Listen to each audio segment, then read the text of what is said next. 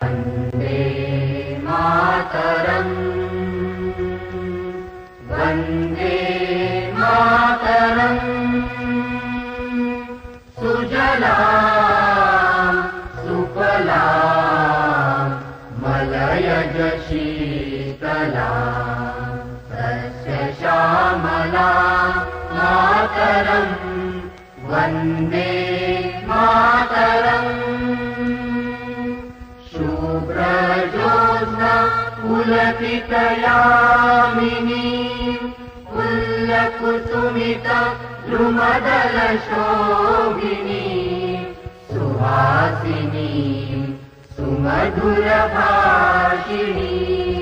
सुखदां वरदां मातरं वन्दे मातरं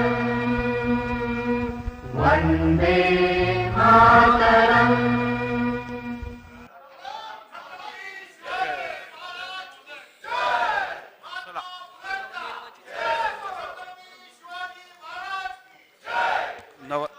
नवनिर्वाचित सदस्यांचा परिचय. अध्यक्ष महोदय, अध्यक्ष महोदय, 166 अंधेरी पूर्व मुंबई उपनगर विधानसभा मतदारसंघातून निवडून आलेल्या श्रीमती ऋतुजा रमेश लटके विधानसभा सदस्य यांचा आपणास व आपल्या मार्फत सभागृहास परिचय करून देताना मला अतिशय आनंद होत आहे. अध्यक्ष महोदय, मला माहिती आहे की आज सभागृहामध्ये पहिला दिवस आहे आणि बाकीचं कामकाज आहे, पण मला मुख्यमंत्री उपमुख्यमंत्री आणि अध्यक्ष महोदय तुम्हाला पण एक गोष्ट सांगायची आहे. आम्ही पण अनेक वर्ष सभागृहात काम करतोय. एकनाथराव तुम्ही पण अनेक वर्ष काम करताय, सगळेच इथं करतायत. हे तर बाळासाहेब आणि भुजबळ साहेब तर 85 पासून सभासद आहेत. आपण वेगवेगळ्या पक्षाच्या वतीनं निवडून येतो आणि प्रतिनिधित्व करतो. आज एकनाथराव शिंदे मुख्यमंत्री झालेत, हे राज्याचे मुख्यमंत्री आहेत पूर्ण. आपण उपमुख्यमंत्री पूर्ण राज्याचे आहेत. मंत्री पण राधाकृष्णजी असतील, रवींद्र चव्हाण असतील, पूर्ण राज्याचे मंत्री आहेत. असं असताना आपल्या सभागृहामध्ये अध्यक्ष महोदय कधी आपण ज्या पक्षाचं काम करतो त्या पक्षाचं चिन्ह लावून कुणी येत नाही. ही पद्धत आपल्याकडे नाहीये. तुम्ही बघा, देवेंद्रजी स्वतः पंतप्रधान देखील भाषण करताना तिथं बरोबर ते स्टेजवर पक्षाचं भाषण असतं त्यावेळेस असतं, आपण सगळे बघतो. नवीन पायंडे पाडू नयेत अशी माझी सभागृहाला आणि आपल्याला पण नम्रतेची विनंती आहे.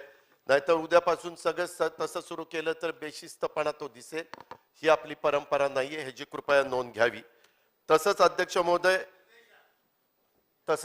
महोदय इथं स्वतः मुख्यमंत्री उपमुख्यमंत्री आहेत. काही दिवसापूर्वी देशाचे गृहमंत्री अमित शहा साहेबांनी एक महत्वाची मीटिंग बोलवलेली होती. सीमा प्रश्नाच्या संदर्भात काही जे प्रश्न निर्माण झालेले आहेत किंवा वाद निर्माण झालेले आहेत किंवा काही गावं त्याच्याबद्दल ठराव करतायत किंवा काही बातम्या देत आहेत, असं काही सांगतायत. खरं असं व्हायला नको, कारण सुप्रीम कोर्टात मॅटर आहे. सुप्रीम कोर्टात ते लढतायत, आपण लढतोय. त्याचा निकाल आपल्या बाजूने लागावा असं तमाम महाराष्ट्रातल्या जनतेला वाटतं. परंतु अध्यक्ष महोदय, तिथं जे काही ठरलेलं आहे ते हे समोर बसणारे दोन मान्यवरांना माहिती आहे. एक तर मुख्यमंत्री आणि दुसरे उपमुख्यमंत्री. पेपरला बातम्या आल्यात, मीडियामध्ये बातम्या आल्यात.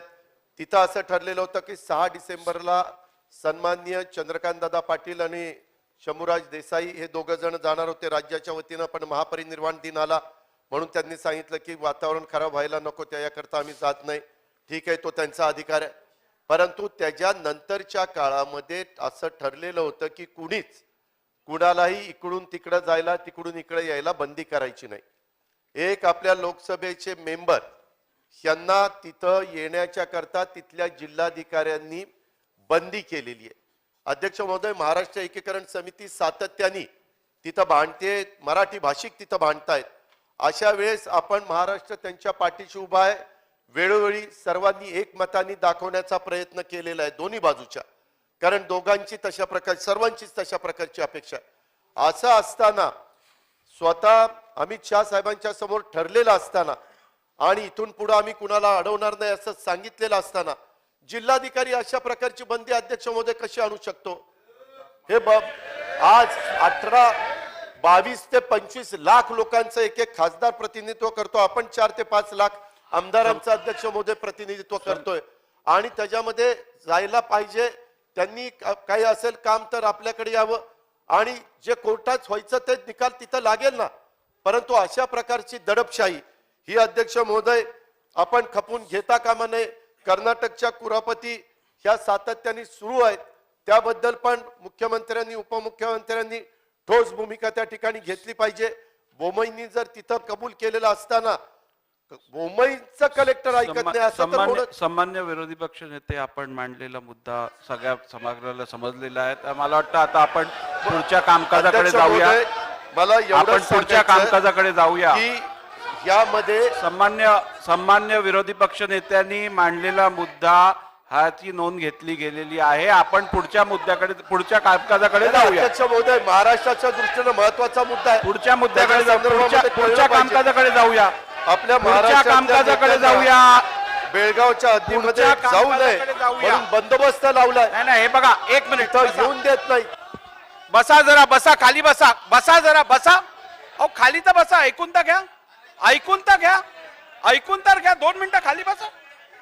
सन्मान्य विरोधी पक्ष नेते इकडे सभागृहाला काहीतरी माहिती देणार होते, म्हणून ते आपल्या आसनाकडनं उभं राहून त्यांनी जे भाष्य करायचं ते केलेलं आहे, त्याची नोंद सभागृहाने घेतलेली आहे. हे सभागृह नियमानुसार चालणार, हे सभागृह नियमानुसार चालणार. त्यामुळे आता पुढच्या कामकाजाकडे आपण जाणं आवश्यक आहे. अध्यक्ष महोदय, सन्माननीय विरोधी पक्ष नेते भुजबळ साहेब, एक मिनिट.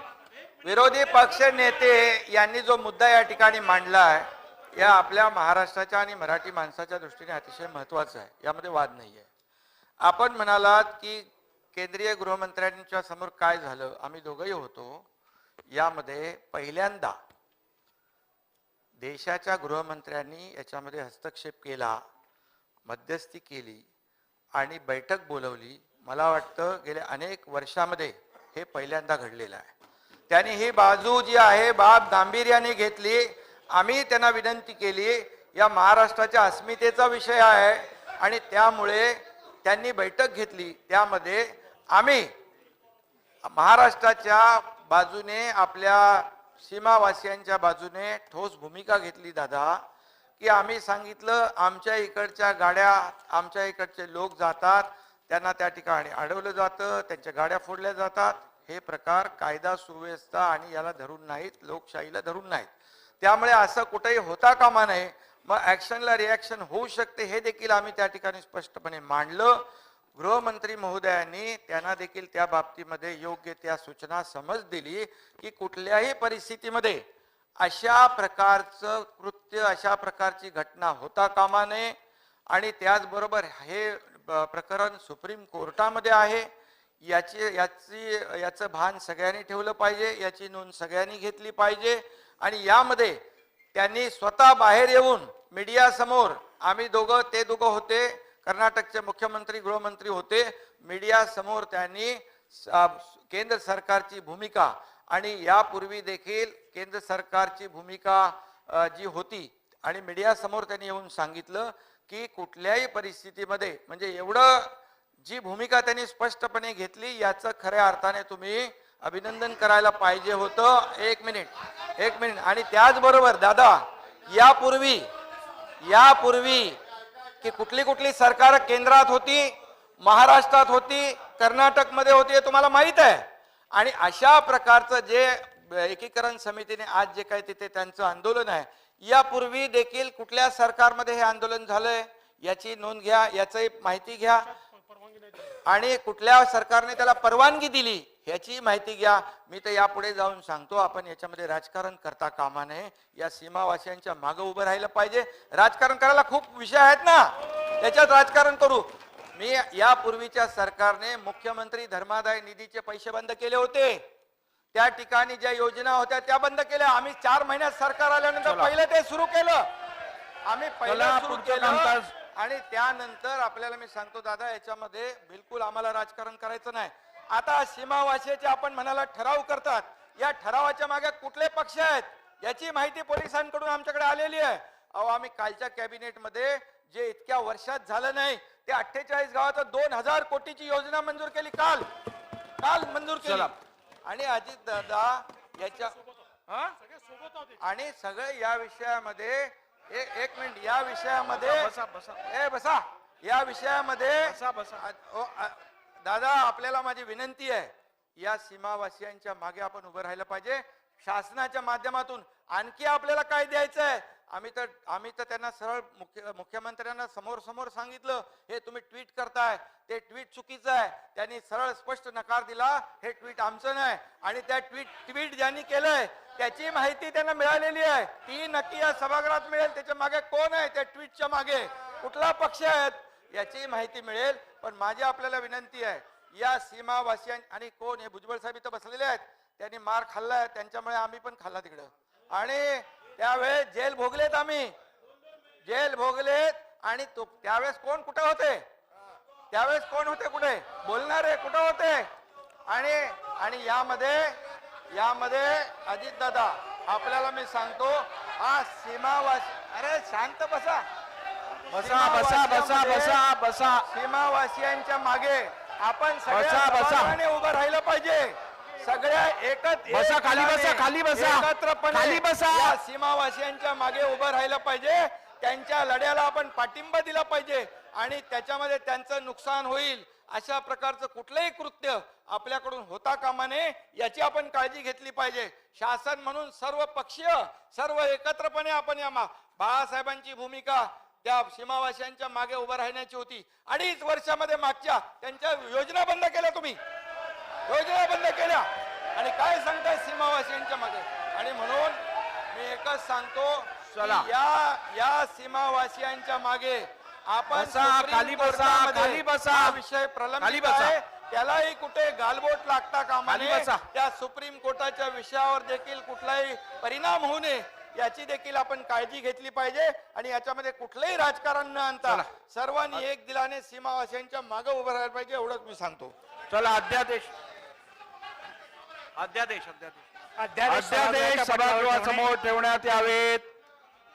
उदय मी आपल्या चला अध्यादेश अनुमतीने भारताच्या संविधानाच्या अनुच्छेद 213(2) का अन्वये अध्यादेश होऊ दे. सन अध्यादेश 2022 होऊ दे. महाराष्ट्र अध्यादेश अध्यादेश होऊ दे. क्रमांक 11 महाराष्ट्र कृषी उत्पन्न वेळमध्ये नको, तुम्ही जा. विकास व विनियम वेळमध्ये सुधारणा नाही. अध्यादेश होऊ दे त्यांचं. 2022 सभागृहासमोर ठेवतो. हो मग त्यावेळेला चर्चा होईल तेव्हा बोलू आपण. बसा चला. अध्यादेश सभागृहासमोर ठेवण्यात आला. महोदय मी आपल्या अनुमतीने भारताच्या संविधानाच्या अनुच्छेद आपण वेळमधनं जा. 213(2) का अन्वये वेळमधनं आत सन बाहेर जा. 2022 चा अध्यादेश महाराष्ट्र अध्यादेश क्रमांक 12 मुंबई महानगरपालिका दुसरी सुधारणा अध्यादेश 2022 सभागृहासमोर ठेवतो. घेऊया. अध्यादेश सभागृहासमोर ठेवण्यात आला. उपमुख्यमंत्री एवढं होऊ द्या, कामकाज होऊ द्या, त्यानंतर बोलू ना आपण. कामकाज अध्यक्ष चालू आहे, महोदय. तिथं होऊ द्या. मी आपल्या अनुमतीने सन 2022 चा अध्यादेश क्रमांक 10 महाराष्ट्र आकस्मिकता निधी सुधारणा अध्यादेश 2022 मांडतो. अध्यादेश सभागृहासमोर ठेवण्यात आला. जो अध्यादेश देवेंद्रजी आपण मांडला, अर्थमंत्री म्हणून आपण तो मांडला, तो आपला अधिकार आहे. परंतु महाराष्ट्र आकस्मिकता निधी सुधारणा अध्यादेश 2022 हा मांडत असताना आपण जर बघितलं तर ह्याच्यामध्ये शासन निर्णयान्वये शासनाला कोणतीही शासकीय, निमशासकीय, खाजगी, सहकारी संस्था किंवा कंपनी यांच्यावर शासनाचे संपूर्ण नियंत्रण येणार आहे. हे लोकशाहीला तसं बघितलं तर अत्यंत घातक आहे.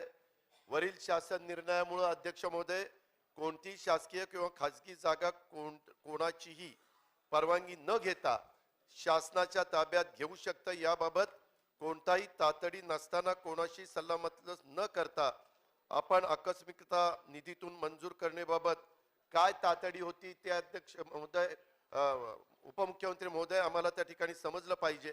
कारण तुम्ही 1 नोव्हेंबर 2022 भारतीय रिझर्व्ह बँकेचे मत्ता पुनर्रचना कंपनी साठी किमान निव्वळ स्वनिधी ज्याला NOF आपण म्हणतो रक्कम 100 कोटीवरून 300 कोटी रुपयापर्यंत वाढवण्यात आली. म्हणून उक्त कंपनीला 200 कोटी इतका अतिरिक्त रक्कम आवश्यक आहे आणि त्यानुसार उक्त कंपनीचे एकूण भाग भांडवल 311 कोटी रुपये वाढवण्यात आलेले. ही तर वस्तुस्थिती आहे आणि त्याच्याकरता तुम्ही मान्यता मागताय. खरं तर आजपर्यंत तुम्ही पाहिलं तर अशा प्रकारे अशा कंपन्यांना सीएफ ऍडव्हान्स मधनं पैसे देण्याची पद्धत त्या ठिकाणी नाही. तुम्ही वेगळ्या पद्धतीनं सभागृहाची दोन्ही मान्यता घेऊन किंवा पुरवणी मागण्या असतील किंवा बजेट असेल त्याच्यामध्ये आपण करू शकता. अर्थात ह्याच्याबद्दलची माहिती आम्हाला मिळावी एवढीच माझी अपेक्षा आहे. सन्माननीय विरोधी पक्षनेत्यांनी जो विषय या ठिकाणी उपस्थित केला आहे, महाराष्ट्र शासनाने आपली ॲसेट रिस्ट्रक्चरिंगची कंपनी ARC तयार केली आहे. आणि तयार करण्यामागचं कारण असं आहे की मागच्या काळामध्ये सातत्याने आपण बघितलं की आपले सरकारने 80% 90% पैसे दिलेले, आपल्या गॅरंटीवरचे साखर कारखाने असतील, सूतगिरण्या असतील, सहकारी संस्था असतील, या कुठेतरी तोट्यामध्ये जातात आणि मग बँका त्याची विक्री करतात आणि कवडीमोल भावानं खासगी क्षेत्रामध्ये त्या विकत घेतल्या जातात. आपला एक नवा पैसा आपल्याला परत मिळत नाही आणि अनेक ठिकाणी तर त्याच्या ॲसेटवर 200, 300 कोटी रुपये, मी शुगरवर म्हणत नाही, साखरेवर नाही, त्याच्या ॲसेटवर म्हणजे 20 कोटी रुपयात आणि 40 कोटी रुपयात आपला कारखाना घेतला, एक नवा पैसा सरकारला नाही आणि परत त्या प्रायव्हेट सेक्टरच्या कंपनीने त्याच कारखान्याच्या जमिनीवर 400 आणि 300 कोटी रुपये हे त्या ठिकाणी कर्ज घेतलं. त्यामुळे एक प्रकारे राज्य शासनाची फसवणूक होते आहे.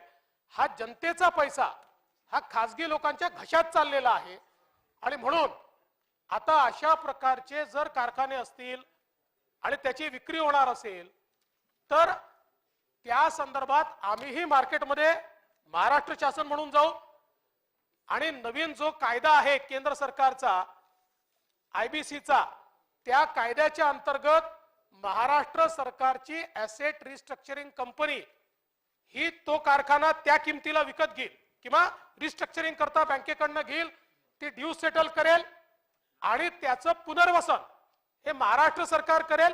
त्यानंतर आम्हाला तो सहकारातल्या कुठल्या याला निविदा पद्धतीने देता आला तर तो त्यांना देऊ. त्या संदर्भातली एक पूर्ण पॉलिसी आपण तयार केली आहे. सगळी पॉलिसी मी या ठिकाणी सांगत नाही, पण याच्या पाठीमागचं मूळ कारण हे आहे की आता पुन्हा मार्केटमध्ये 7-8 कारखाने अशाच प्रकारे कमी किमतीला विक्री करता त्या ठिकाणी आलेले आहेत आणि पुन्हा एकदा आपल्या शासनाचं नुकसान होत आहे. आणि म्हणून हे नुकसान थांबवण्याकरता शासनाची ॲसेट रिस्ट्रक्चरिंग कंपनी आपण तयार केली. आपण म्हणालात दादा, नॉर्मली आपण आकस्मिकता निधीतने पैसे देऊ नये असं बरोबर आहे, परंतु आपल्याला एका सीमित वेळेमध्ये ते पैसे भरल्याशिवाय RBIची परवानगी मिळणार नव्हती, म्हणून आपण ते आकस्मिकता निधीतनं दिले आणि आता त्याची तरतूद आपण आकस्मिकता निधीमध्ये पुन्हा करतोय. त्यामुळे याच्या पाठीमागे कुठलाही कोणाचाही कारखाना उचलून तो घेऊन देणं असं नाहीये. तर जो कारखाना बँकांच्या माध्यमातून विक्रीला आला असेल आणि कमी किमतीत जात असेल ते आपले ॲसेट आहे. आपण 90% पैसे दिले आहेत, आपण त्याला मोठ्या प्रमाणात गॅरंटी दिली आहे. अशा प्रकारच्या कारखान्यांचं पुनर्वसन आपल्यालाच करता यावं एवढीच याच्या पाठीमागची भूमिका आहे. देवेंद्रजी, तुम्ही सांगितलेलं आम्ही त्याची म्हणजे ऐकून घेतलं. फक्त ह्याच्यामध्ये तुम्ही सहकाराचं जसं सांगताय तसं एकदम सहकार नाही, ह्याच्यात शासकीय, निमशासकीय, खाजगी ह्या पण कंपन्या त्याच्यामध्ये आलेल्या आहेत. म्हणजे नुसतं सहकार नाही, उद्या शासकीय कंपनी पण एखादी अडचणीत आली, शासकीय म्हणजे महाराष्ट्र अंगीकृत एखाद्या नसते की कुठल्याही प्रकारच्या ॲसेट करता असते. आणि त्यामुळे उदाहरणादाखल उद्याच्या काळामध्ये एखादी टोलची कंपनी ही त्या ठिकाणी समजा बँकरप्ट झाली आणि ती ज्यावेळेस विक्रीला जाईल आणि तिथे आपला जर हितसंबंध असेल तर आपण ती कमी किमतीमध्ये दुसऱ्याला का जाऊ द्यायची, ती शासनाकडेच परत आली पाहिजे. आणि म्हणून या प्रकारची ॲसेट रिस्ट्रक्चरिंग कंपनी केली आहे. आणि ॲसेट रिस्ट्रक्चरिंग कंपनीची जी डेफिनेशन आहे त्या डेफिनेशन मध्ये हे सगळं आपल्याला घालावं लागतं, म्हणून ते त्या ठिकाणी घातलंय. कदाचित आपण प्रायव्हेट सेक्टरमध्ये इंटरव्हेन्शन करणारही नाही, ती काही आपली भूमिका देखील नाही. आपली मुख्य भूमिका ही आपला सहकार वाचला पाहिजे, आपले कारखाने वाचले पाहिजेत आणि कमी किमतीमध्ये ती खासगी लोकांच्या घशात जाऊ नये एवढीच याच्या पाठीमागची भूमिका आहे. घ्या.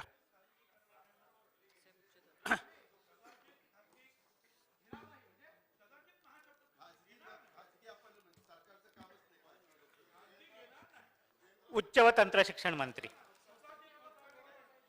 महोदय मी आपल्या अनुमतीने भारताच्या संविधानाच्या अनुच्छेद 213(2) क अन्वये सन 2022 चा महाराष्ट्र अध्यादेश क्रमांक 13 यशवंतराव चव्हाण महाराष्ट्र मुक्त विद्यापीठ कवी कुलगुरू कालिदास संस्कृत विश्वविद्यालय आणि महाराष्ट्र सार्वजनिक विद्यापीठ सुधारणा अध्यादेश 2022 सभागृहासमोर ठेवतो. अध्यादेश सभागृहासमोर ठेवण्यात आला. ग्रामविकास मंत्री. अध्यक्ष महोदय, मी आपल्या अनुमतीने भारताच्या संविधानाच्या अनुच्छेद 213(2) क अन्वये सन 2022 चा महाराष्ट्र अध्यादेश क्रमांक 9 महाराष्ट्र जिल्हा परिषद व पंचायत समित्या तिसरी सुधारणा अध्यादेश 2022 सभागृहासमोर ठेवतो. अध्यादेश सभागृहासमोर ठेवण्यात आला. सन 2022-23 च्या पुरवणी मागण्या सादर करणे. अध्यक्ष महोदय, मी आपल्या अनुमतीने सन 2022-23 करता पुरवणी खर्चाचे विवरणपत्र सभागृहाला सादर करीत आहे आणि तसे करीत असताना मी आपल्या निदर्शनास आणून देऊ इच्छितो की भारतीय संविधानाच्या अनुच्छेद 203(3) आणि 205 अन्वये प्रदान करण्यात आलेल्या अधिकारानुसार महाराष्ट्राचे माननीय राज्यपाल यांनी सन 2022-23 च्या पुरवणी खर्चाच्या विवरणपत्रावर विचार करण्याची या सभागृहाला शिफारस केली आहे. सन 2022-2023 च्या पुरवणी मागण्या सभागृहात सादर करण्यात आलेल्या आहेत.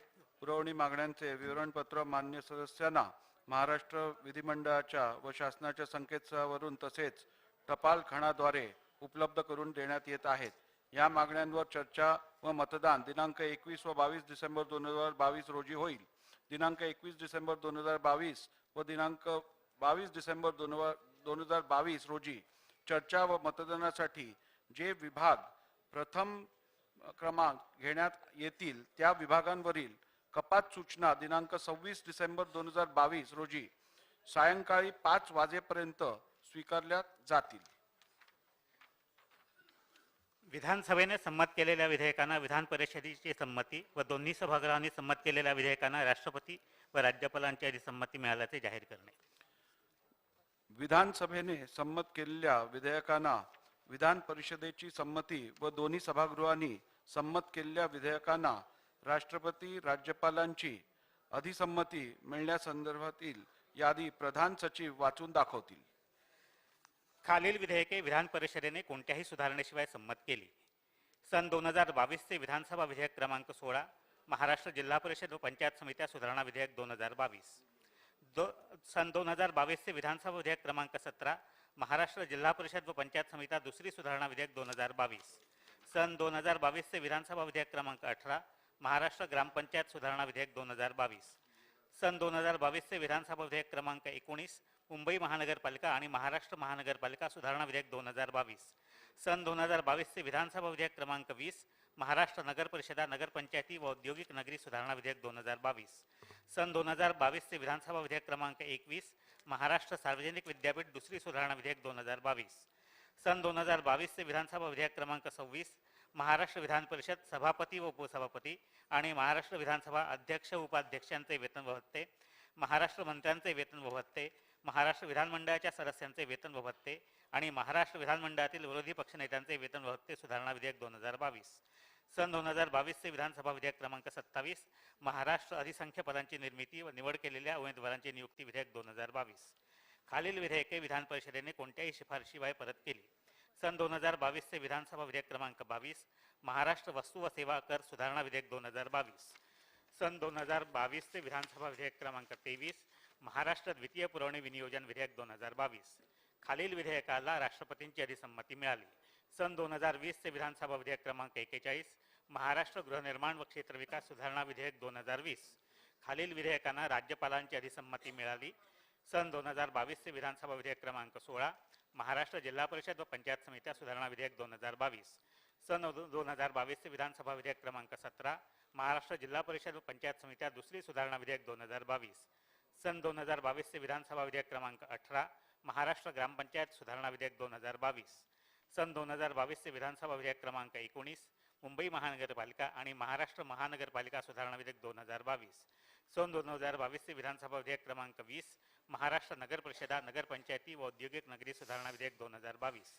सन 2022 विधानसभा विधेयक क्रमांक 21 महाराष्ट्र सार्वजनिक विद्यापीठ दुसरी सुधारणा विधेयक 2022, सन 2022 विधानसभा विधेयक क्रमांक 22 महाराष्ट्र वस्तू व सेवा कर सुधारणा विधेयक 2022, सन 2022 विधानसभा विधेयक क्रमांक 23 महाराष्ट्र द्वितीय पुरवणी विनियोजन विधेयक 2022, सन 2022 विधानसभा विधेयक क्रमांक 26 महाराष्ट्र विधान परिषद सभापती व उपसभापती आणि महाराष्ट्र विधानसभा अध्यक्ष व उपाध्यक्ष यांचे वेतन व भत्ते, महाराष्ट्र मंत्र्यांचे वेतन व भत्ते, महाराष्ट्र विधानमंडळाच्या सदस्यांचे वेतन व भत्ते आणि महाराष्ट्र विधानमंडळातील विरोधी पक्षनेत्यांचे वेतन व भत्ते सुधारणा विधेयक 2022, सन 2022 विधानसभा विधेयक क्रमांक 27 महाराष्ट्र अधिसंख्य पदांची निर्मिती व निवड केलेल्या उमेदवारांची नियुक्ती विधेयक 2022.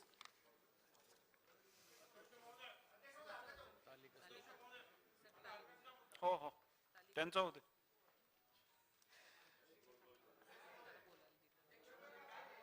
अध्यक्ष महोदय, मी या हरकतीच्या मुद्द्याद्वारे सरकारचं आणि या सभागृहाचं लक्ष वेधू इच्छितो. अध्यक्ष महोदय, माझा हरकतीचा मुद्दा असा आहे की विद्यमान सरकारमध्ये, ऐका ना, त्याच्यावरती म्हणजे काय तुम्ही लगेच सुरुवातच करता, बोला बोला तुम्ही बोला. असं नसतं बोला. अध्यक्ष महोदय, विद्यमान सरकारमध्ये सद्यस्थितीमध्ये एकही राज्यमंत्री नसताना नागपूर अधिवेशनामध्ये राज्यमंत्र्याचे सगळे बंगले हे पूर्णपणे त्या ठिकाणी सजवले गेलेले आहेत. अध्यक्ष महोदय, माझा हरकतीचा मुद्दा असा आहे की या नागपूर अधिवेशनमध्ये ज्या बंगल्यांची आता आवश्यकता नाही ते बंगले सजवले गेलेले आहेत. एका बाजूला सरकार प्रकल्पावरती करोड रुपयाचं कर्ज उभं करते आणि ते प्रकल्प पूर्ण केले पाहिजे आणि दुसऱ्या बाजूला अशा पद्धतीने सरकारी पैशाचा चुराडा होतोय. प्रभू साहेब याच्यात आणि हरकत अध्यक्ष कशावरती आहे? महोदय हा सरकारी पैशाचा तुम्ही अपव्यय आहे. कामकाजावरती हरकत आहे. सरकारी नाही, पैशाचा अपव्यय आहे. सरकारच्या आणि कामावरती म्हणून सरकार- सरकारने- चला, अध्यक्ष पुढे घ्या. महोदय, या सदनाचा भुजबळ साहेब सदस्य बोला. म्हणून, भुजबळ साहेब या बोला. सदनाचा अध्यक्ष महोदय, मी अधिक वेळ घेत नाही. देवेंद्रजी. अध्यक्ष महोदय, असं आहे, पहिली गोष्ट तर अशी आहे अध्यक्ष महोदय की या ठिकाणी पीडब्ल्यूडी विभागाला थोडी माहिती असतं आम्ही कोणत्या दिवशी मंत्रिमंडळ विस्तार करणार आहे. आम्ही अधिवेशनाच्या काळातही करू शकतो ना, तो मुख्यमंत्र्यांचा अधिकार असतो. त्याच्यामुळे तुम्हाला संधी हवी आहे का? त्यामुळे अध्यक्ष महोदय, अधिवेशनाच्या निमित्ताने रंगरंगोटी केली जाते आणि कोट्यावधी वगैरे नाही, जेवढे आहेत ते तुम्हाला मी हिशोबही पाठवून देतो. बोला भुजबळ साहेब बोला. मी फक्त 1 मिनिटामध्ये मला 2 सूचना करायच्या, बाकी जास्त नाही. मला हरकतीच्या मुद्द्याद्वारे तुमचा मुद्दा काय? हरकतीचा मुद्दा आहे, असा point of आहे information काय आहे? की नक्की काय आहे? हरकतीचा मुद्दा असा आहे की सुरुवातीला जे मुख्यमंत्र्यांनी जे सांगितलं बेळगाव कारवारचं ते बरोबर सांगितलेलं आहे. माझा फक्त मुद्दा एवढाच आहे की त्यांचं जे म्हणणं जे आहे हे सभागृहाचं म्हणणं आहे हे उद्धृत करण्यासाठी त्यांनी एक जो आहे भले मागच्या वेळेला अनेक ठराव एकमताने पास केले, परंतु त्यांनी तो ठराव परत सर्व या प्रश्नाचा वापर करून एक ठराव मांडावा आणि तो सगळ्यांनी जो आहे एक मताने मंजूर करावा हे हरकतीच्या मुद्द्यातून मला सांगायचं आहे. आणि एक दुसरी सूचना तुम्हाला सांगायची तुमच्याद्वारे यांना की साहेब रस्ता बंद करून टाकला आहे आपला. इथून आपण आलो ना रिझर्व्ह बँकेच्या इथे लेफ्ट टर्नने आलो की आतमध्ये येतो, ते आम्हाला आता सांगतात तिकडे जो आणि ते अर्धा तास सगळं ट्रॅफिक जाम आणि जागोजागी जे अडवणूक. ठीक आहे, आपण आमदारांना ट्रॅफिक डिपार्टमेंटला आपण सूचना देऊ. तिथूच यायचं आहे. आमदारांची गाडी सोडा ना. बरोबर, देऊ सूचना देऊ. आमदारांची गाडी सोडा. शेवट अशोक चव्हाण साहेब. मी आपल्या मार्फत आणि सभागृहाच्या माध्यमातून एक अतिशय महत्वाच्या प्रश्नावर सभागृहाचं आणि आपलं विशेषतः लक्ष वेधू इच्छितो. अध्यक्ष महोदय, 21 डिसेंबरला म्हणजे आता परवा नागपूर जिल्ह्यातील रामटेक येथील कवी कुलगुरू कालिदास संस्कृत विद्यापीठाचा दीक्षांत सोहळा म्हणजे कॉन्व्होकेशन परवा आहे आणि सन्माननीय राज्यपालांच्या हस्ते हे कॉन्व्होकेशन होणार आहे अशी माहिती आहे. परंतु खेदाची ही बाब आहे, म्हणजे कॉन्व्होकेशन बद्दल तक्रार आमची नाही आहे. त्या ठिकाणी आपल्या देशाचे माजी पंतप्रधान स्वर्गीय PV नरसिंहरावजी यांचा पुतळा त्या ठिकाणी बसवण्यात आलेला आहे. विद्यापीठाने विनंती केली होती राज्यपालांना की आपण येत्या दीक्षांत समारोहाला तर देशाच्या भूतपूर्व पंतप्रधानांचा पुतळा हा त्या ठिकाणी त्याचं अनावरण आपण करावं. पण दुर्दैवाची ही बाब आहे की राज्यपालांनी त्याला नाकार दिला आणि नाही, नाही, 21 एक मिनिट, तारखेला एक मिनिट. अध्यक्ष महोदय सन्मान्य सदस्य अशोक चव्हाण साहेब, मी आपल्या लक्षात एवढंच आणू देऊ इच्छितो. मला फक्त एक आपले नियम जरा आपण बघा. मला पूर्ण होऊ द्या. राज्यपालांनी केलेल्या अध्यक्ष महोदय, भाष्यावरती मला- किंवा त्यांच्या मला एक दोन मिनिटं मला पूर्ण- कामावरती आपण या सभागृहात कधी चर्चा करत मी काय राज्य आपण कृपया नियम क्रमांक 34(4) नियम क्रमांक 34(4) वाचून घ्या. आपण राज्यपालांच्या कृतीवरती या सभागृहात चर्चा करत नाही. त्यामुळे तो मुद्दा सोडून इतर काय मुद्दा असेल तर आपण मांडा, नाही तर आपण पुढे जाऊया. आपण अध्यक्ष महोदय मला पूर्ण करू खाली द्या. बसा, बसा बसा, खाली बसा, खाली बसा, खाली बसा, त्यांना बोल दे, खाली बसा. अध्यक्ष महोदय, नरसिंहरावजी हे विदर्भातून रामटेक लोकसभा काढू, काढू, मतदारसंघातून काढू, काढू. निवडून गेले होते. नरसिंहरावजी लोकसभेतून ठीक आहे विदर्भातून चव्हाण साहेब, निवडून गेले आपण होते. मांडलेल्या मुद्द्यावरती देशाचे मी माजी रुलिंग पंतप्रधान दिलेलं आहे. आणि- सन्मान्य चव्हाण साहेब, मी आणि रुलिंग दिलेलं आहे. आता आपण बोलणं योग्य ठरणार नाही, चुकीचं आहे. यावर्षी मराठवाडा रुलिंग दिलेलं आहे. महत्वाचं वर्ष आहे. चला नरसिंह पुढे जाऊया आपण. नेतृत्व केलं होतं. त्यांच्या पुढे जाऊया, चला पुढे जाऊया. करणं अध्यक्ष महाराज, आपल्याला अध्यक्ष जाऊया, महाराज, माझी दिला. नम्र विनंती आहे. अध्यक्ष महाराज, माझी नम्र विनंती आहे. कदाचित व्यस्ततेमुळे ते महाराष्ट्र विधानसभा नियमाचं पुस्तक वाचू शकले नाहीत मुख्यमंत्री असताना किंवा मंत्रीपद असताना. विधानसभेत राज्यपालांच्या हेतूबद्दल संविधानात सुद्धा स्पष्ट तरतूद आहे. तुम्हाला व्यक्तिगत काही मुद्दा मांडायचा होता तर अध्यक्षांकडे जाऊन आपलं मत वर्तमानपत्राच्या बातमीवर ज्यांनी मुख्यमंत्री पद उपभोगलंय त्यांच्याकडून ही अपेक्षा नाही आहे. माझी विनंती आहे, ठीक आहे, चूक झाल्यानंतर त्यांनी क्षमा मागावी आणि हे कामकाज रेकॉर्ड मधून काढावं. तुम्ही अमृत महोत्सवी वर्षात संविधानाचा अशा पद्धतीने अवमान ठीक करू आहे. शकत नाही. हे कामकाज काढा. हे कामकाज काढून पुढच्या पिढीचं सामान्य ज्ञान बिघडवू नका. ठीक आहे, हे करा. तपासून आपण तपासून काढू. चला पुढे, चला काय पुढे घ्या. अध्यक्ष आणि सभाध्यक्षांची तालिका नामनिर्देशित करणे. मी महाराष्ट्र विधानसभा नियम 8च्या पोटनियम 1 अन्वये खालील सदस्यांची सभाध्यक्षांच्या तालिकेवर नामनियुक्ती करतो. श्री संजय शिरसाट विधानसभा सदस्य, श्री समीर कुणावार विधानसभा सदस्य, श्री सुनील भुसारा विधानसभा सदस्य, श्री सुभाष धोटे विधानसभा सदस्य. शासकीय विधेयके पुरस्थापनार्थ सन 2022 चे विधानसभा विधेयक क्रमांक 28.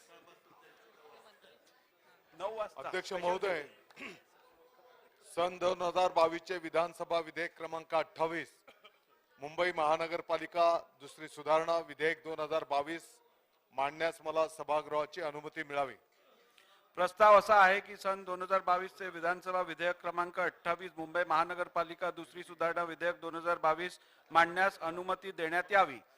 प्रश्न असा आहे की सन 2022 चे विधानसभा विधेयक क्रमांक 28 मुंबई महानगरपालिका दुसरी सुधारणा विधेयक 2022 मांडण्यास सभागृहाची अनुमती आहे काय? अनुकूल असतील त्यांनी होय म्हणावे, प्रतिकूल असतील त्यांनी नाही म्हणावे. होयचे बहुमत आहे, होयचे बहुमत आहे. प्रस्ताव संमत झाला. महोदय, मी आपल्या अनुमतीने सन 2022 चे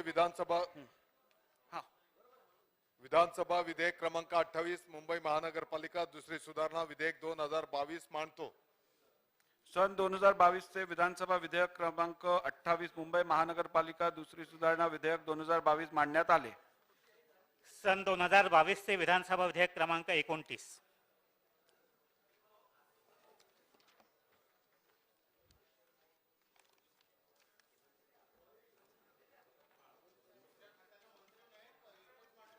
अध्यक्ष महोदय, सन 2022 चे विधानसभा विधेयक क्रमांक 29 महाराष्ट्र कृषी उत्पन्न पणन विकास व विधिनियम सुधारणा विधेयक 2022 मांडण्यास मला सभागृहाची अनुमती मिळावी. प्रस्ताव असा आहे की सन 2022 चे विधानसभा विधेयक क्रमांक 29 महाराष्ट्र कृषी उत्पन्न पणन विकास व विनियम सुधारणा विधेयक 2022 मांडण्यास अनुमती देण्यात यावी.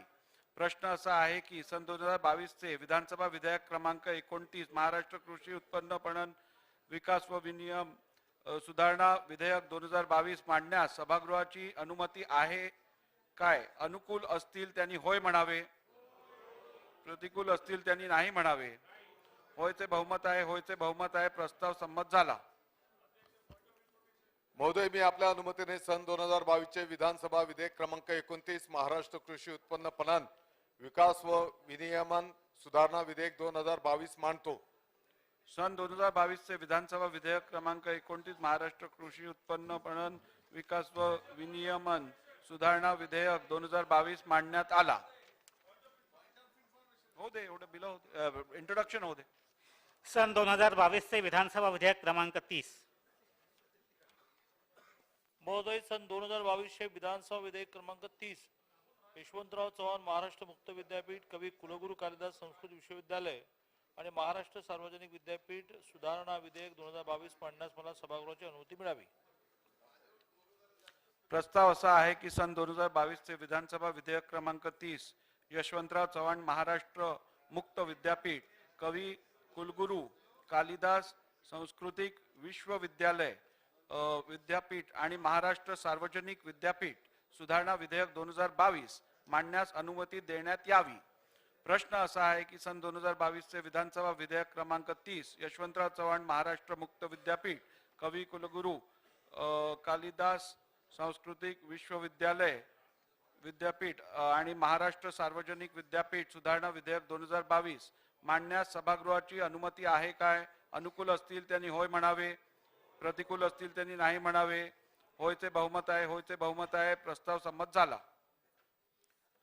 महोदय, मी आपल्या अनुमतीने सन 2022 विधानसभा विधेयक क्रमांक 30 यशवंतराव चव्हाण महाराष्ट्र मुक्त विद्यापीठ कवी कुलगुरू कालिदास संस्कृत विश्वविद्यालय विद्यापीठ आणि महाराष्ट्र सार्वजनिक विद्यापीठ सुधारणा विधेयक 2022 मांडतो. सन 2022 विधानसभा विधेयक क्रमांक 30 यशवंतराव चव्हाण महाराष्ट्र मुक्त विद्यापीठ कवी कुलगुरू कालिदास सांस्कृतिक विश्वविद्यालय विद्यापीठ आणि महाराष्ट्र सार्वजनिक विद्यापीठ सुधारणा विधेयक 2022 मांडण्यात आले. सन 2022 विधानसभा विधेयक क्रमांक 31. अध्यक्ष महोदय, सन 2022 विधानसभा विधेयक क्रमांक 31 महाराष्ट्र जिल्हा परिषद व पंचायत समित्या तिसरी सुधारणा विधेयक 2022 मांडण्यास मला सभागृहाची अनुमती मिळावी. प्रस्ताव असा आहे की सन 2022 विधानसभा विधेयक क्रमांक 31 महाराष्ट्र जिल्हा परिषद व पंचायत समित्या तिसरी सुधारणा विधेयक 2022 मांडण्यास अनुमती देण्यात यावी. प्रश्न असा आहे की सन 2022 विधानसभा विधेयक क्रमांक 31 महाराष्ट्र जिल्हा परिषद व पंचायत समिती तिसरी सुधारणा विधेयक 2022 मांडण्यास सभागृहाची अनुमती आहे काय? अनुकूल असतील त्यांनी होय म्हणावे, प्रतिकूल असतील त्यांनी नाही म्हणावे. होयचे बहुमत आहे, होयचे बहुमत आहे. प्रस्ताव संमत झाला. अध्यक्ष महोदय, मी आपल्या अनुमतीने सन 2022 विधानसभा विधेयक क्रमांक 31 महाराष्ट्र जिल्हा परिषद व पंचायत समिती तिसरी सुधारणा विधेयक 2022 मांडतो. सन 2022 विधानसभा विधेयक क्रमांक 31 महाराष्ट्र जिल्हा परिषद व पंचायत समित्या तिसरी सुधारणा विधेयक 2022 मांडण्यात आले. अध्यक्ष महोदय, मला आपल्या एक गोष्ट लक्षात आणून द्यायची आहे. राज्याचे मुख्यमंत्री आणि उपमुख्यमंत्री पण इथं आहे. अध्यक्ष महोदय, सभागृहातल्या सर्व सन्माननीय सदस्यांचं संरक्षण करणं, त्यांचे काय अडचण असेल सुरक्षिततेच्या दृष्टिकोनातनं, तर आपण त्याच्यामध्ये लक्ष देणं आणि काही डायरेक्शन देणं हा आपला अधिकार आहे. नक्षलवादाचे लोकशाहीला पुन्हा आव्हान झालेलं आहे. कारण आपल्या सभागृहाचे आमदार गडचिरोलीचे धर्मराव बाबा अत्राम यांच्यासह प्रशासनाला थेट धमकी त्या ठिकाणी देण्यात आलेली आहे. भारतीय की कम्युनिस्ट पार्टी माओवादी यांनी दिलेलं आहे. खडसे एकनाथराव शिंदे साहेब, तुम्ही पण पालकमंत्री असताना गडचिरोलीमध्ये त्यावेळेस आपल्यालाही अशा प्रकारच्या धमकीचं पत्र आलेलं होतं, मला ते आठवतंय. आता भारतीय कम्युनिस्ट पार्टी माओवादी पश्चिम झोन कमिटीचे श्रीनिवास नावाच्या नक्षलवाद्यांनी थेट प्रेस नोटच काढलेली अध्यक्ष महोदय, आणि त्याच्यामध्ये आपल्या सभागृहाचे सन्मान्य सदस्य धर्मराव बाबा अत्राम यांच्यासह प्रशासनाला धमकी दिलेली आहे. आणि दिली कशावरून तर अध्यक्ष महोदय, गडचिरोली जिल्हा हा तसं बघितलं तर आदिवासी जिल्हा, मागासलेला जिल्हा, तिथं सुरजागड येथे लोह खनिज प्रकल्पावरून नक्षलवाद आणि प्रशासन हा वाद पुन्हा एकदा त्या ठिकाणी उफाळून आलेला आहे. आणि त्या जिल्ह्यातल्या नक्षलवाद्यांच्याकडनं लोकप्रतिनिधींना धमक्या मिळत आहेत आणि त्याच्यामुळे खळबळ अध्यक्ष महोदय उडालेली आहे. सुरजागड येथे लोह खनिज प्रकल्प गेल्या 5 वर्षापासून अध्यक्ष महोदय चालू आहे आणि या प्रकल्पाला स्थानिक उमेदवारांकडनं नेहमीच विरोध होतोय. जवळपास मधल्या काळामध्ये 80 वाहनांची जाळपोळ त्या ठिकाणी झालेली आहे आणि 5 वर्षापासून सुरू असलेला हा लोह खनिज प्रकल्प उत्खननाचा वाद निर्माण झालेला आहे. आमचं म्हणणं अध्यक्ष महोदय असं आहे की ह्याच्यामध्ये माग पण एकदा आमदार असताना त्याला बरेच वर्ष झाली, मला वाटतं पवार साहेब मुख्यमंत्री होते, त्याही वेळेस नक्षलवाद्यांनी स्वतः बाबा आत्रामांना किडनॅप केलेलं होतं आणि मग नंतर काही चर्चा होऊन त्यांना परत आपण सोडलेलं होतं. अध्यक्ष महोदय, बाबा आत्राम साहेब असू द्यात किंवा कुणीही सन्माननीय सदस्य असू द्यात, अशा वेळेस घटना हे जी गांभीर्य लक्षामध्ये घेऊन आपण आणि सभागृहाच्या नेत्यांनी ताबडतोब त्यांची सुरक्षा वाढवावी. त्याच्या संदर्भामध्ये जो काही बंदोबस्त असेल तो द्यावा. इव्हन त्यांना एकट्याला नाही, प्रशासनाला पण आहे. उद्या ज्याला प्रशासनाचा देखील विश्वास उडाला की आपल्याला वाऱ्यावर सोडलं जातं, तसंही होता कामा नये. त्याच्यात राज्य सरकारने कठोर अशा प्रकारची भूमिका घेतली पाहिजे आणि त्या पद्धतीनं कारवाई तातडीनं केली पाहिजे. अशा पद्धतीनं माझं सभागृह आपल्याला या निमित्तानं म्हणणं आहे, हे काम ताबडतोब थांबवण्याची धमकीच देण्यात आलेली आहे आणि धमकीचं पत्र काढण्यात आलेलं आहे. हा वाद प्रचंड चर्चेत आलेला आहे, म्हणून ही गोष्ट मला आपल्या मार्फत सभागृहाच्या लक्षामध्ये आणून द्यायची. सन्मान्य मुख्यमंत्री महोदय, सन्मान्य विरोधी पक्ष नेत्यांनी अतिशय गंभीर बाब समोर आणलेली आहे. आपल्या राज्याचे आपले आमदार धर्मराव बाबा आत्राम यांना, अहो मी बोलतो ना, तुम्हाला देतो ना संधी. नाही ते मी बोलून घेतो ना, तुम्ही बोला ना, काय अडचण नाही, 1-2 मिनिटात अगदी विषय धर्मराव बाबा आत्राम हे आपले जे सन्माननीय सदस्य आहेत, यांना जी आलेली धमकी आहे याची गंभीर दखल शासनाने घेतलेली आहे. सगळी आवश्यक ती सुरक्षा त्यांना निश्चितपणे पुरवली जाईल आणि मी आज पुन्हा डीजींना आणि कमिशनर इंटेलिजन्सला तशा प्रकारच्या सूचना देतो. बोला. अध्यक्ष महाराज, गंभीर विषयावर माननीय विरोधी पक्ष नेत्यांनी लक्ष केंद्रित केलेलं आहे. माझी माननीय गृहमंत्र्यांना विनंती आहे की हा जो गडचिरोलीचा सुरजागडचा प्रकल्प आहे, या प्रकल्प सुरू केल्यामुळे साधारणतः 4000 लोकांना काम त्या ठिकाणी मिळालेलं आहे. नक्षलिझम त्या ठिकाणचा संपवण्याच्या दृष्टिकोनातून ज्या ज्या उपाययोजना केल्या गेल्या, माझ्या असं वाचनामध्ये किंवा लक्षामध्ये असं आलेलं आहे की हा सुरजागडचा प्रकल्प बंद पाडण्याच्या दृष्टिकोनातून नक्षलवाद्यांनी हालचाली सुरू केलेल्या आहेत. तर तशा प्रकारचं काही होणार नाही आणि त्या भागातल्या ज्या 4000 लोकांना या प्रकल्पाच्या सुरू झाल्यामुळं जे काम मिळालेलं आहे ते काम तरुण पिढीच्या हातून जाणार नाही याची काळजी आपण घ्यावी, तसं आपण सदनाला आश्वस्त करावं. पाटील साहेबांनी अतिशय महत्वाचा मुद्दा या ठिकाणी मांडलेला आहे. आज या ठिकाणचं चित्र बदलू शकेल अशा प्रकारचा सुरजागडचा प्रकल्प आहे. जाणीवपूर्वक नक्षलवादी चळवळीतले लोकांची दिशाभूल करण्याचा प्रयत्न करतात. त्या ठिकाणी सुरजागडची जी देवी आहे त्याला काहीतरी करणार आहे, काही संबंध नाही, त्याच्यापासून खूप दूर हा प्रकल्प आहे. तो जो डोंगर आहे ज्याला त्या ठिकाणी अतिशय पूज्य मानलं जातं, त्याच्या आसपासही कुठे आम्ही मायनिंग होऊ देणार नाहीये. त्याची कुठली लीजही दिलेली नाहीये आणि गेले 5 वर्ष सातत्याने आता ही मायनिंग सुरू झाली. आणि यातल्या आनंदाची गोष्ट अशी आहे की कोनसरीमध्ये आपण पहिल्यांदा जो काही त्या ठिकाणी स्टील प्लांट तयार करायची परवानगी दिली होती, मी त्यावेळेस मुख्यमंत्री होतो, नंतर आमचे शिंदे साहेब तिथले पालकमंत्री होते, आम्ही सातत्याने त्याच्या पाठीशी उभं राहिलो. जून पर्यंत आता त्याचा पहिला फेज सुरू होणार आहे आणि आता त्यांनी जे काही त्यांना तिथे यश मिळालेलं आहे ते पाहता अजून 20,000 कोटी रुपयाचा आता इन्व्हेस्टमेंट त्या ठिकाणी त्यांनी अनाऊन्स केलाय. त्यामुळे गडचिरोलीचं चित्र हे बदलू शकतं आणि म्हणून आपण दिलेली सूचना अतिशय योग्य आहे. आणि कुठल्याही परिस्थितीमध्ये सरकार, आणि सुरुवातीच्या काळामध्ये लोकांची दिशाभूल होती पण आता तिथली जनताही त्याला समर्थन देते आहे. याचं कारण त्यांच्यावर कंपल्सरी लोकल लोकांचे ट्रक लावा, लोकल लोकांना काम द्या, असं सगळं कंपल्शन टाकल्यामुळे आता तिथलं लोकल काम देखील मोठ्या प्रमाणात मिळत आहे. त्यासोबत आता त्या कंपन्या लोकली CSR करायला त्या ठिकाणी लागलेल्या आहेत आणि अजून लोकाभिमुखता तिथे काय आणता येईल. विशेषतः तिथे एक प्रॉब्लेम असा होता की रस्त्यात जी मागे 80चं आपण जे सांगितलं होतं वाहना नाग एका ऍक्सिडेंट नंतर ते झालं होतं. तर आता त्यांना एक डेडिकेटेड रस्ताच आपण द्यायचा प्रयत्न करतो आहोत जेणेकरून ट्रॅफिकमुळे किंवा जी काही लोकांची त्या ट्रक्सच्या आवाजाईमुळे जो काही प्रॉब्लेम तयार होतो तो प्रॉब्लेम तयार होणार नाही अशा प्रकारचे कॉरिडॉरच आपण तयार करण्याचा प्रयत्न करतो आहोत. आणि त्या संदर्भात मी लक्ष घातलंय. बाजूला सुधीर भाऊ चंद्रपूर जिल्ह्याचे पालकमंत्री आहेत तेही त्या ठिकाणी मदत करतायत.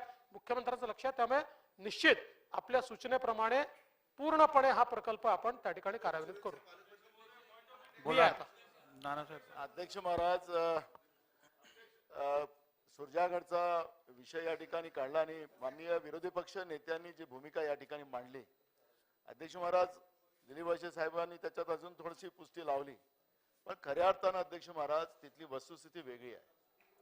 मला असं वाटतं की माननीय उपमुख्यमंत्र्यांनी जे काही उत्तर या ठिकाणी दिलं त्याला एकदा अजून आपण माननीय उपमुख्यमंत्री तपासलं पाहिजे.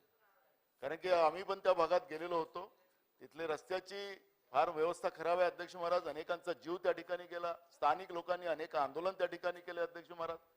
अध्यक्ष महाराज जंगलाचं मोठ्या प्रमाणात तोडताड त्या ठिकाणी झाली. कुठलाही पर्यावरणाचा त्या ठिकाणी नियम पाळले गेले नाहीत. याच्यामध्ये अध्यक्ष महाराज हा जो नक्षल मुवमेंट जी आहे अध्यक्ष महाराज याचा पहिला एकदा बल्लारशा पेपर मिलचा संबंध नक्षलवाद्यांशी आणि त्याच्यातून ते फोपावलं होतं असा रिपोर्ट त्या काळात आला अध्यक्ष महाराज. शोभाताई फडणवीस या विधानमंडळाच्या सदस्य होत्या. त्यांनी पण हा विषय मांडला. सुधीर भाऊ आपण पण त्यावेळेस मांडत होतो. आता त्या सुरजागड प्रकल्पामुळे नक्षलवादाला ताकद मिळत आहे अशा पद्धतीचं चित्र त्या ठिकाणी निर्माण झालेलं आहे. माझं मुख्यमंत्री आणि उपमुख्यमंत्री आपण पालकमंत्री होतात त्या ठिकाणी. माझं आपल्याला दोघांना विनंती आहे. मला माहिती आहे हे प्रकरण काय कुठल्या लेवलवर जाईल आणि नंतर काय होणार आहे. मी आतापासून महाराष्ट्राच्या विधानसभेमध्ये आपल्याला अलर्ट करतोय.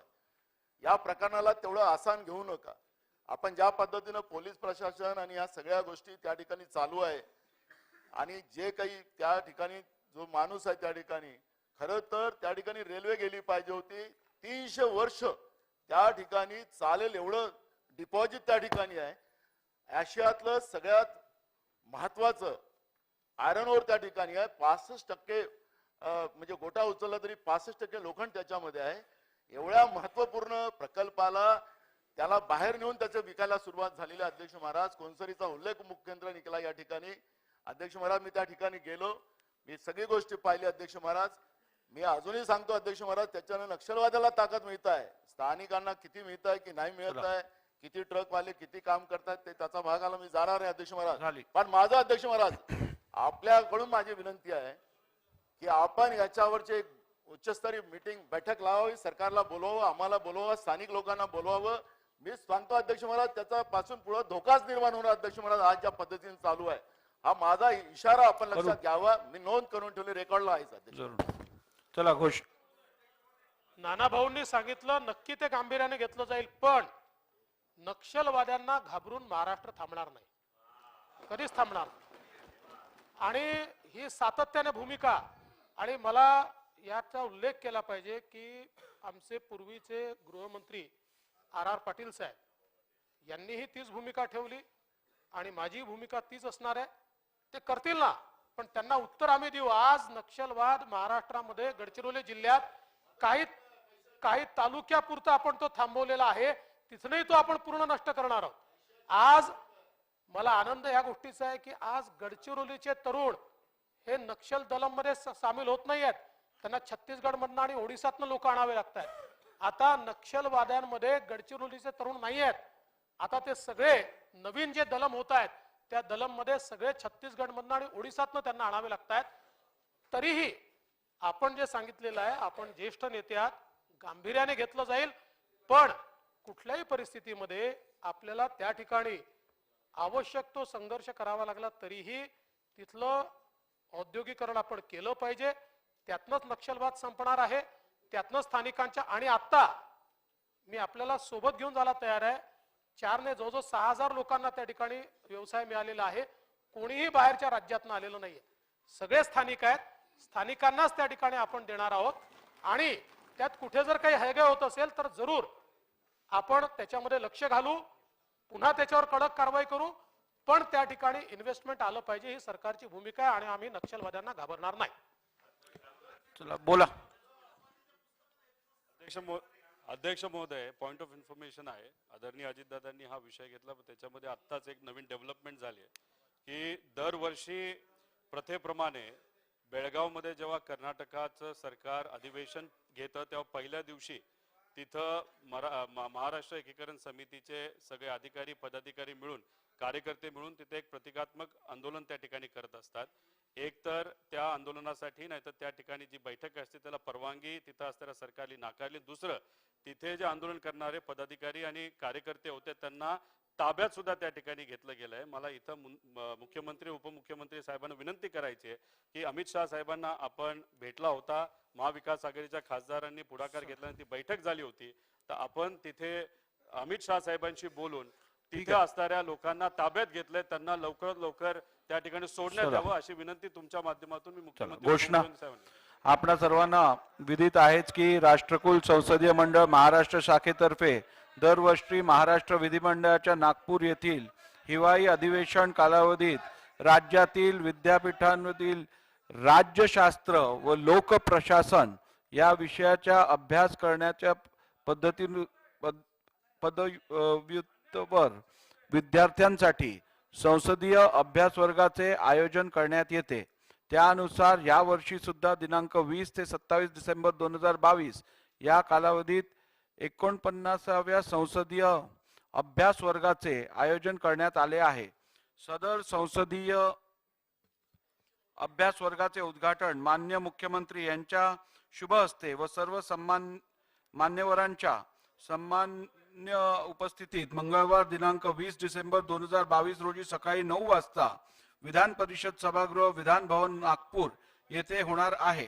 संसदीय अभ्यास वर्गासंबंधीची निमंत्रण पत्रिका व कार्यक्रम पत्रिका सर्व माननीय सदस्यांना त्यांच्यासाठी राखून ठेवण्यात आलेल्या टपाल खान्याद्वारे वितरित करण्यात आली आहे.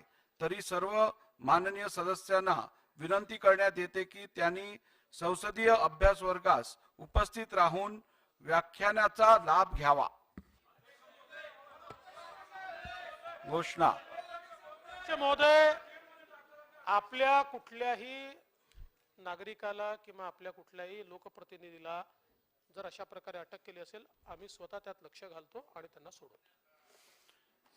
सर्व सन्मान्य सदस्यांना सूचित करण्यात येते की आजपासून प्रारंभ झालेल्या नागपूर हिवाळी अधिवेशन 2022 साठी करण्यात आलेल्या विविध उपाययोजना, अधिवेशन दैनंदिनी, महत्वाच्या व्यक्तींचे दूरध्वनी, विविध बैठकांसंदर्भातील माहिती एक क्लिक वर उपलब्ध करून देण्यासाठी महा असेंब्ली हे ॲप कार्यान्वित करण्यात आले आहे.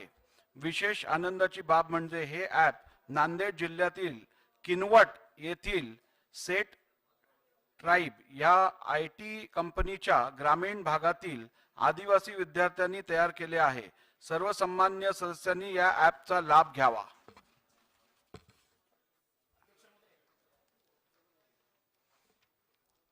अध्यक्ष महोदय, काय आहे पॉइंट ऑफ इन्फॉर्मेशन?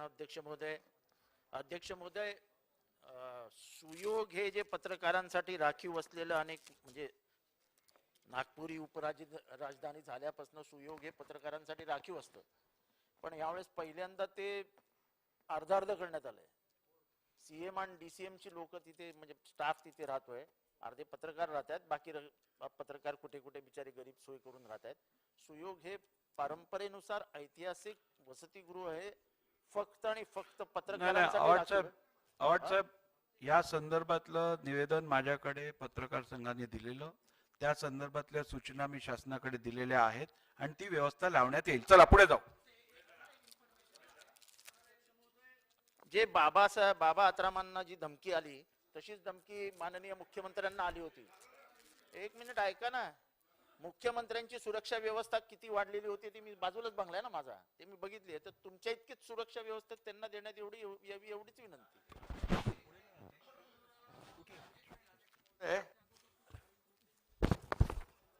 सुरजागड प्रकल्प खरं म्हणजे गृहमंत्री ऐका तिथूनच सुरू झालंय ना ते. गृहमंत्री दिलीप वळसे पाटील साहेब होते आणि त्यावेळेस जवळपास सगळ्यांचं नकारात्मक भूमिका होती. देवेंद्रजींच्या काळात ते सुरजागड प्रकल्प सुरू झाला, नंतर का बंद झाला याची माहिती तत्कालीन गृहमंत्र्यांनी घेतलेली आहे. आणि त्या बैठकीमध्ये मी पालकमंत्री होतो दादा. त्यामध्ये जे आपण तिथे सुरजागड प्रकल्प सुरू केल्यानंतर त्याचा काय फायदा होतोय, काय होणार आहे याची माहिती घेतल्यानंतर पूर्णपणे आम्ही त्याच्या मागे उभं राहिलो. गृहमंत्री महोदयांनी देखील त्याला मान्यता दिली आणि अगदी नाना देखील त्याला साक्षीदार आहेत. त्यामध्ये नक्षलवाद त्याला घाबरून या ठिकाणी सुरजागड सारखा प्रकल्प आपण जर सुरू करू शकलो नाही तर या राज्याचं अपयश आहे आणि हे राज्य सरकार नक्षलवादाकडे झुकलं अशा प्रकारची भूमिका आम्ही घेतली त्यावेळेस. आणि त्यावेळेस घेतल्यानंतर आज मगाशी उपमुख्यमंत्री महोदयांनी सांगितलेलं आहे जवळपास 6,000 लोकांना रोजगार मिळालाय आणि डायरेक्ट इनडायरेक्ट लोकांना आणखी भरपूर लोकांना हजारो लोकांना त्याचा फायदा मिळतोय. कोनसारीमध्ये तो प्रकल्प स्टील प्लांट उभा केल्यानंतर जवळपास 10,000 लोकांना काम मिळेल. बाबा आत्रावांना सगळं माहित आहे. टाटाचा TCS आहे तो आपल्याला हे करतोय. आणि त्याचबरोबर हे करत असताना जितेंद्र आव्हाडजींनी मुद्दा या ठिकाणी उपस्थित केलेला आहे आणि ज्या वेळेस मला धमकी आल्यानंतर सर्व IB इंटेलिजन्स या सगळ्यांनी मला Z+ सिक्युरिटी द्यावी अशा प्रकारची भूमिका मांडली. ऑन पेपर घेतलं. गृहराज्यमंत्री कुठे शंभूराज देसाई होते. तुम्ही जो मुद्दा काढला मला बोलायचं नव्हतं, परंतु त्यावेळेस Z+ सुरक्षा देऊ नये अशा प्रकारची भूमिका देखील घेतली गेली. मला त्याच्यात जायचं नाही. पण बाबा आत्राम हे आपले सहकारी आहेत. ऐका ना हो भुजबळ साहेब तुम्हाला माहित आहे ना आता कसं यामध्ये बाबा आत्राम हे आपले सन्माननीय सदस्य आपल्या सभागृहाचे सदस्य आहेत. त्यांचा माझा संबंध काय ते त्यांना सांगण्याची आवश्यकता नाही. मगाशी गृहमंत्री महोदयांनी हे सांगितलेलं आहे. बाबा आत्राम यांच्या जीवाचं त्यांच्या कुटुंबियांचं रक्षण करणं हे आपलं कर्तव्य आहे. त्याला कुठलीही सुरक्षा व्यवस्था कमी पडणार नाही. माननीय अध्यक्ष महोदय मला एकच मिनिट बोलायचं आहे. दादा 1 मिनिट. माननीय आत्ताचे मुख्यमंत्री एकनाथजी शिंदे साहेब तत्कालीन नगरविकास मंत्री आणि गडचिरोली जिल्ह्याचे पालकमंत्री सन्माननीय अध्यक्ष महोदय वरच्या सभागृहामध्ये देखील आणि विधानसभेमध्ये देखील माननीय शिंदे साहेबांना त्यावेळी आलेल्या धमकीच्या संदर्भामध्ये अनेक सन्माननीय सदस्यांनी नाराजी व्यक्त केली. परिषदेमध्ये त्यावेळी माननीय सदस्य रवी पाठक साहेबांनी आणि अनेक सन्माननीय सदस्यांनी सांगितले की सरकारनं अधिवेशन संपायच्या आत याच्यावरती काय उपाययोजना केल्या आणि ह्या धमकीच्या मुळाशी कोण आहे हे सभागृहाला अवगत करावं. अध्यक्ष महोदय त्यावेळी मी 2 बैठका घेतल्या. त्यावेळी मी गृह विभागाचा राज्यमंत्री होतो. मी 2 बैठका घेतल्या. सगळं इनपुट सगळ्या वरिष्ठ अधिकाऱ्यांचं रेकॉर्डवर या ठिकाणी आपण म्हणणं घेतलं आणि कुठल्याही परिस्थितीमध्ये नुसतं शिंदे साहेबांनाच नाही तर त्या पत्रामध्ये त्यांच्या कुटुंबाचा उल्लेख होता. खासदार डॉक्टर श्रीकांत शिंदेचा उल्लेख होता. वहिनी साहेबांचा उल्लेख होता. या सगळ्या गोष्टी रेकॉर्डवर आल्या आणि यांना शिंदे साहेबांना आणि परिवाराला Z+ सुरक्षा देणं गरजेचं आहे अशा पद्धतीचा निर्णय माझ्या विभागामध्ये मी घेतलेल्या बैठकीमध्ये घेतला. पण त्यावेळी माननीय तत्कालीन मुख्यमंत्री महोदयांची त्याला अनुमती घेणं गरजेचं होतं म्हणून ती नसती मी माननीय मुख्यमंत्री महोदयांच्याकडे तत्कालीन मुख्यमंत्र्यांच्याकडे पाठवली. परंतु अधिवेशन संपेपर्यंत त्या नसतीवरती तत्कालीन मुख्यमंत्र्यांची सही झाली नाही आणि ती नसती तशीच प्रलंबित राहिलेली आहे. त्यामुळं कुणी या नसतीला मान्यता दिली नाही आणि का त्यावेळी शिंदे साहेबांना सुरक्षा मिळू शकली नाही हे तत्कालीन मुख्यमंत्र्यांच्या कार्यालयामध्ये ती नसती अद्यापही कदाचित प्रलंबित असेल. अध्यक्ष महोदय ही वस्तुस्थिती आहे. चला पुढे घ्या. शोक प्रस्ताव.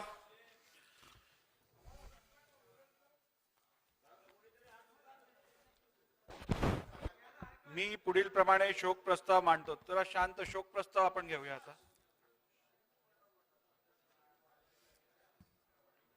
श्री माणिकराव होडल्या गावित माजी विधानसभा सदस्य व माजी केंद्रीय राज्यमंत्री, श्री किसनराव नानासाहेब देशमुख माजी विधानसभा सदस्य व माजी राज्यमंत्री, सर्वश्री तुकाराम गंगाधर गडाख, श्री विनायक महादेव निमण, दिगंबर बाळोबा भेगडे, सोपनराव तुकाराम फुगे, श्रीनिवासराव उर्फ बापूसाहेब बाळाजीराव देशमुख गोरठेकर, विठ्ठलराव सोनाजी पाटील, माजी विधानसभा सदस्य व श्रीमती अॅनी सितंबला शेखर, माजी विधानसभा सदस्य यांच्या दुःखद निधनाबद्दल हे सभागृह अतीव दुःख व्यक्त करते. कैलासवासी माणिकराव होडल्या गावित यांचा जन्म 29 ऑक्टोबर 1937 रोजी नंदुरबार जिल्हा नवापूर तालुक्यातील धुडीपाडा येथे झाला. त्यांचे शिक्षण 7वी पर्यंत झाले होते. कैलासवासी गावित यांची घनराट आदिवासी सेवा सहकारी सोसायटीचे संचालक, विसारवाडी एज्युकेशन सोसायटीचे अध्यक्ष, आदिवासी सहाय्यक सहकारी संस्थेचे उपाध्यक्ष म्हणून उत्तम कार्य केले होते. कैलासवासी गावित यांनी नवापूर ग्रामपंचायतीचे सदस्य, धुळे जिल्हा परिषद नाही काय आपण शोक प्रस्ताव घेतोय. कृपया सगळ्यांना विनंती आहे की शोक प्रस्तावाचं गांभीर्य लक्षात घेऊन कोणी सभागृहात बोलू नये. शिरसाट साहेब.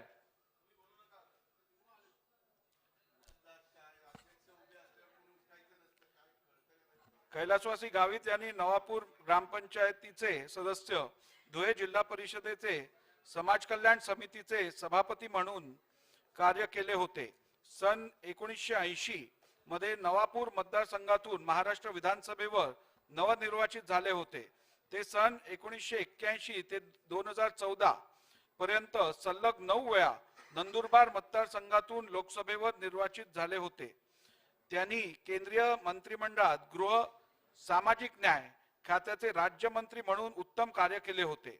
अशा या ज्येष्ठ संसदपटूचे शनिवार दिनांक 17 सप्टेंबर 2022 रोजी दुःखद निधन झाले.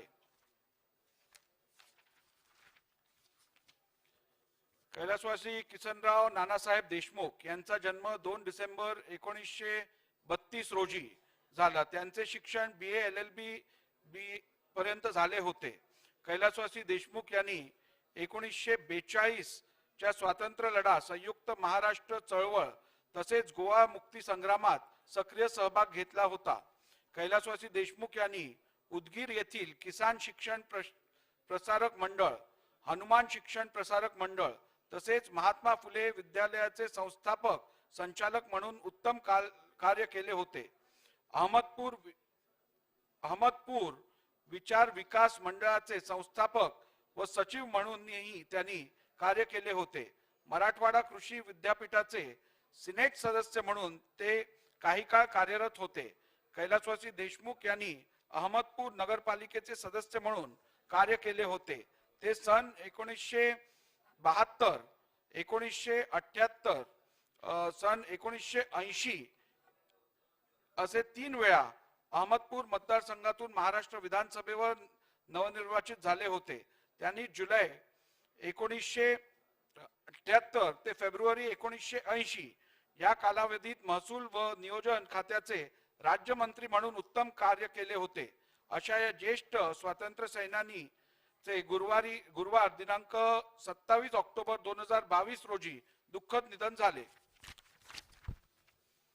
कैलासवासी तुकाराम गंगाधर गडाख यांचे जन्म 16 जुलै 1952 रोजी अहमदनगर जिल्ह्यात नेवासा तालुक्यातील पानसावर्डी येथे झाला. त्यांचे शिक्षण BSc पर्यंत झाले होते. कैलासवासी गडाख यांनी श्री हनुमान ग्रामीण विकास व संशोधन मंडळ या संस्थेच्या माध्यमातून प्राथमिक तसेच माध्यमिक विद्यालय सुरू केली. त्यांनी तीर्थक्षेत्र विकास योजना अंतर्गत अहमदनगर जिल्ह्यातील सर्व देवालये पक्क्या रस्त्याने जोडण्याचे काम केले. अहमदनगर जिल्ह्यातील अनेक सामाजिक व सहकारी संस्थांशी त्यांचा निकटचा संबंध होता. कैलासवासी गडाख सन 1990 मध्ये अहमदनगर जिल्ह्यातील शेवगाव मतदारसंघातून महाराष्ट्र विधानसभेवर नवनिर्वाचित झाले होते. सन 2004 मध्ये लोकसभेवरही निर्वाचित झाले होते. अशा या ज्येष्ठ समाजसेवकाचे शुक्रवार दिनांक 2 डिसेंबर 2022 रोजी दुःखद निधन झाले. कैलासवासी विनायक महादेव निमण यांचा जन्म 5 ऑगस्ट 1963 रोजी पुणे जिल्ह्यातील हवेली तालुक्यातील पाषाण येथे झाला. त्यांचे शिक्षण DCE पर्यंत झाले होते. कैलासवासी निमण यांनी सह्याद्री एज्युकेशनल स्कूलची स्थापना करून पुणे परिसरात प्राथमिक व माध्यमिक शाळा सुरू केल्या. त्यांनी सोमेश्वर फाउंडेशन, सोमेश्वर सेवा मंडळ व सोमेश्वर स्पोर्ट्स क्लबची स्थापना करून समाज उपयोगी कार्य केले. पुण्यातील अनेक सांस्कृतिक व सामाजिक संस्थांशी त्यांचा निकटचा संबंध होता. कैलासवासी निमण सन 1999, 2004 व 2009 मध्ये पुण्यातील शिवाजीनगर मतदारसंघातून 3 वेळा महाराष्ट्र विधानसभेवर नवनिर्वाचित झाले होते.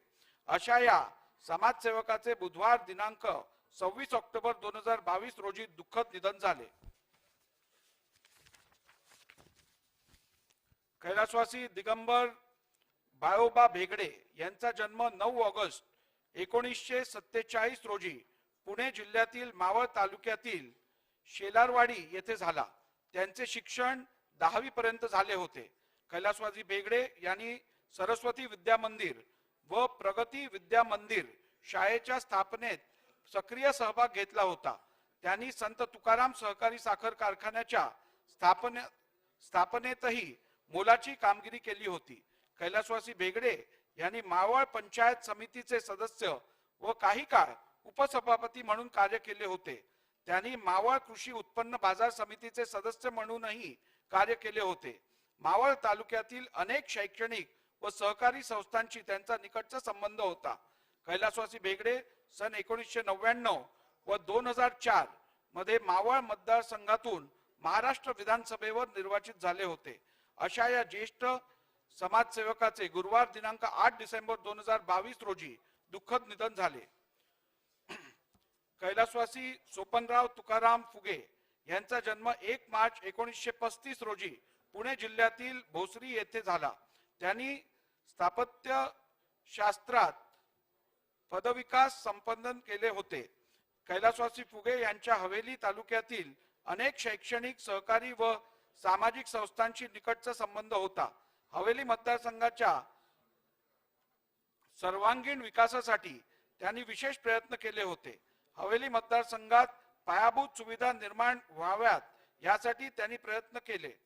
कैलासवासी फुगे सन 1978 मध्ये हवेली मतदारसंघात महाराष्ट्र विधानसभेवर निर्वाचित झाले. अशा या ज्येष्ठ समाजसेवकाचे मंगळवार दिनांक 1 नोव्हेंबर 2022 रोजी दुःखद निधन झाले.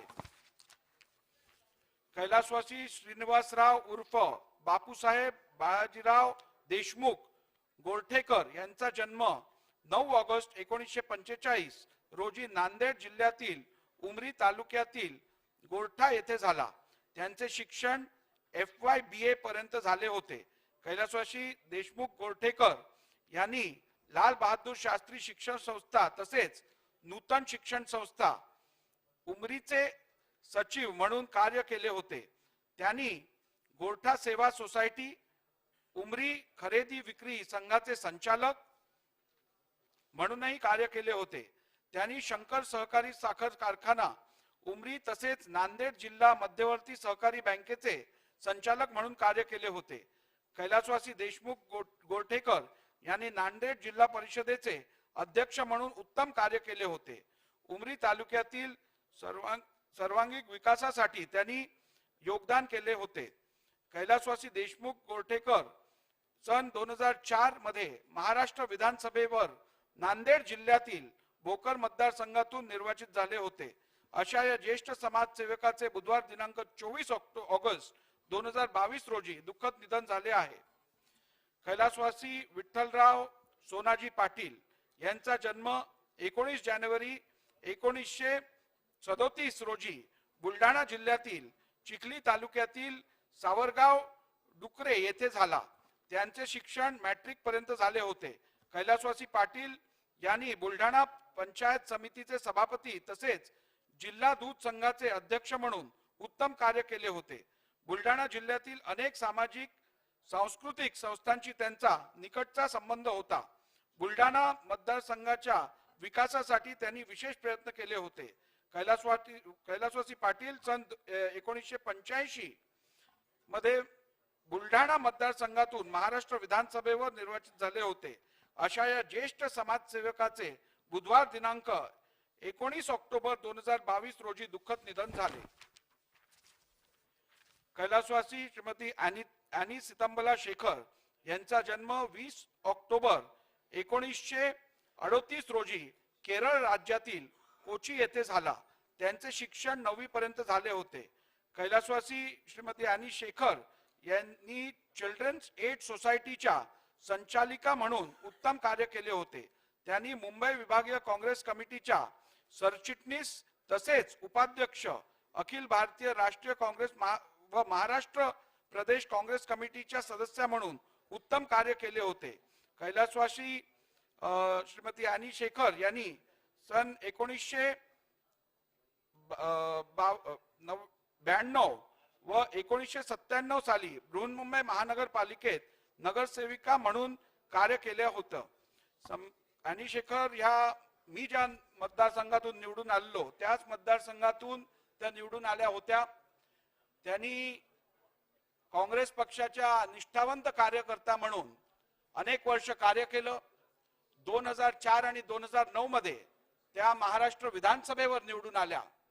त्यांची ओळख कुलाबा विधानसभा मतदारसंघात मम्मी या नावाने त्यांना ओळखलं जात होतं आणि मला वाटतं या सभागृहातील त्यांना याच नावाने आपण सर्वजण ओळखत होता.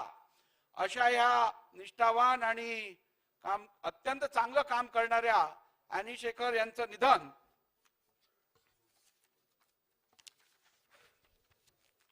2 ऑक्टोबर 2022 रोजी झालं. त्यांचे आणि माझ्या परिवाराचे पण अत्यंत जवळचे ते संबंध होते. सातत्याने आम्ही त्यांना कुलाब्यात अनेक विकास कामं करताना पाहिलं आहे. त्यामुळे त्यांचं निधन हे कुलाबा विधानसभा मतदारसंघातल्या सर्व रहिवाशांसाठी आणि तसंच माझ्यासाठी व माझ्या कुटुंबासाठी हे अत्यंत दुःखनीय असा प्रसंग आहे. तर अशा या श्रीमती कैलासवासी अॅनी शेखर यांच्या निधनाबद्दल मी दुःख व्यक्त करतो आणि शोक प्रस्ताव संमत करण्यात यावा अशी सभागृहाला विनंती करतो. शोक प्रस्ताव संमत करण्यात आला आहे. सर्व सदस्यांनी 1 मिनिट उभं राहून